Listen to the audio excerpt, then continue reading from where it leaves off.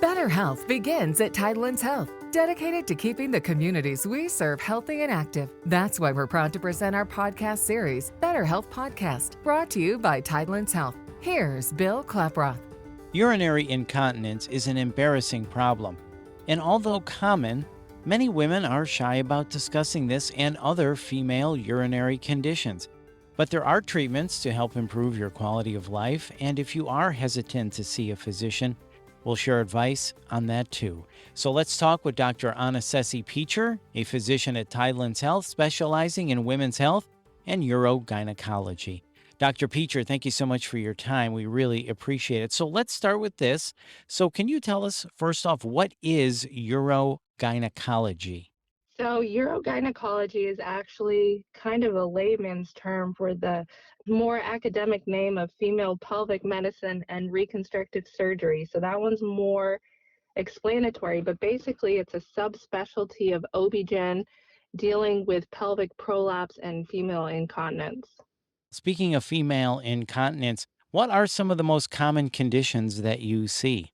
Urinary incontinence can usually be broken up into urge incontinence and stress incontinence, which are both very common for women.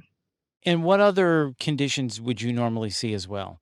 Pelvic organ prolapse is one that women actually have a hard time kind of explaining or deciphering that's what they're experiencing. That usually happens and presents with a bulge in the vagina, pressure in the vagina, and it's the laxity of the tissue in the vagina that's coming out.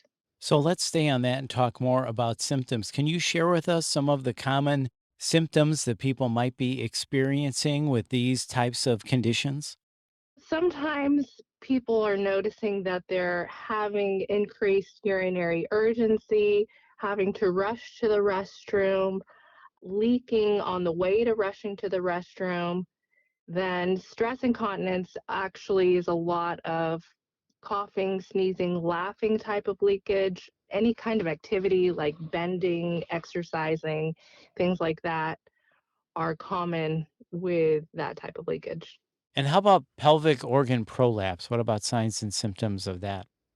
Sometimes people actually feel something coming out of the vagina. I've heard patients describe it like sitting on a ball or like you have a tampon in wrong. Those are kind of common symptoms, or like a heaviness that gets worse throughout the day because the gravity obviously takes more effect throughout the day. So sometimes people feel like that is worse at the end of the day as opposed to the morning.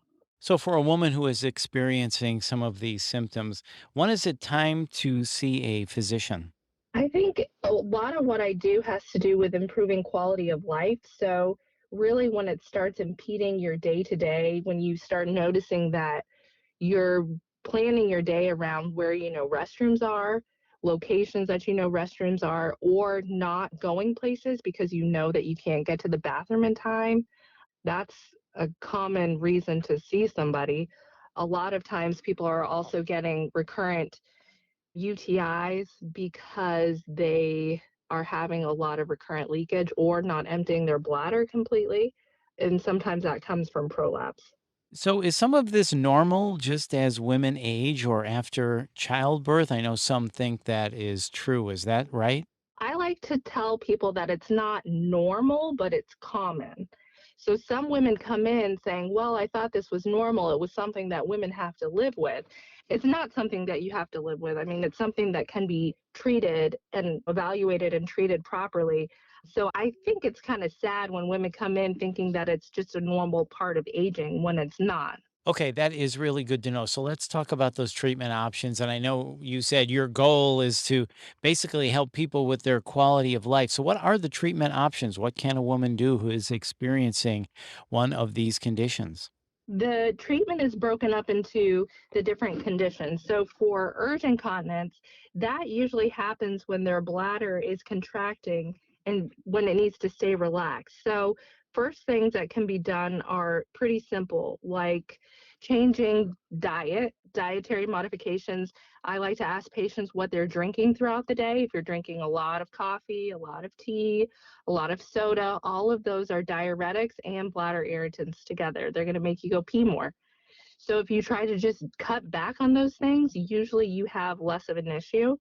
And if you try to go to the bathroom at least every 2 hours, sometimes people are having issues just because they're holding their bladder too long.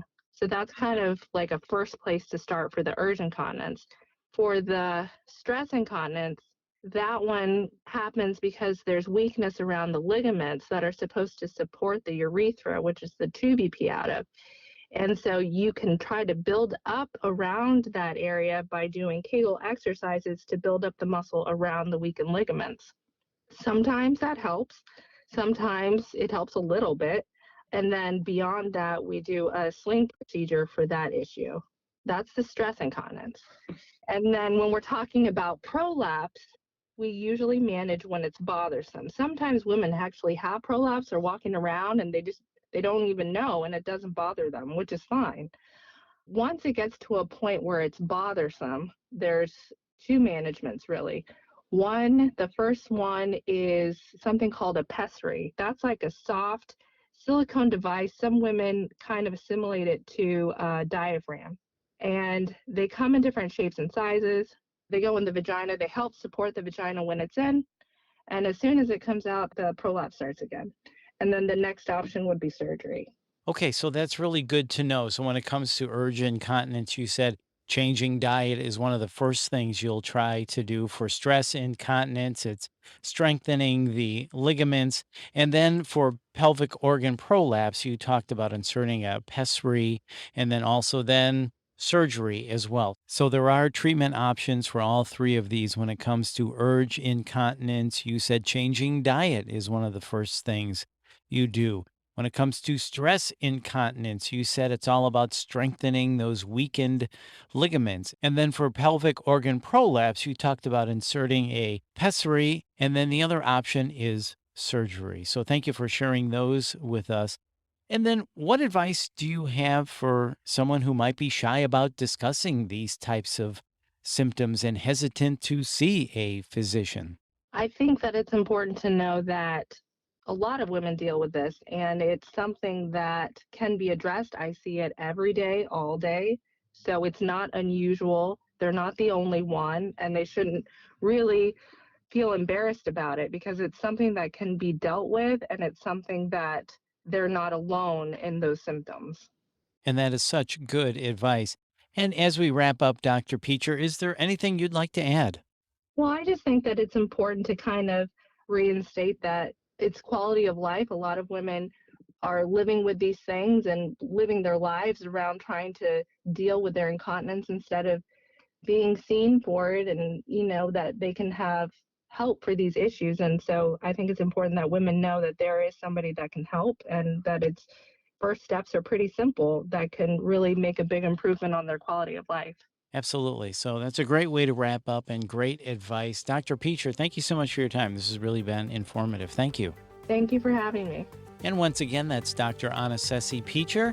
And if you'd like to schedule an appointment, just call 1-866-TIDELINS. That's 1-866-TIDELINS. Or you can learn more at TIDELINSHealth.org. And if you found this podcast helpful, please share it on your social channels and check out our full podcast library for topics of interest to you. This is the Better Health Podcast. I'm Bill Klaproth. Thanks for listening.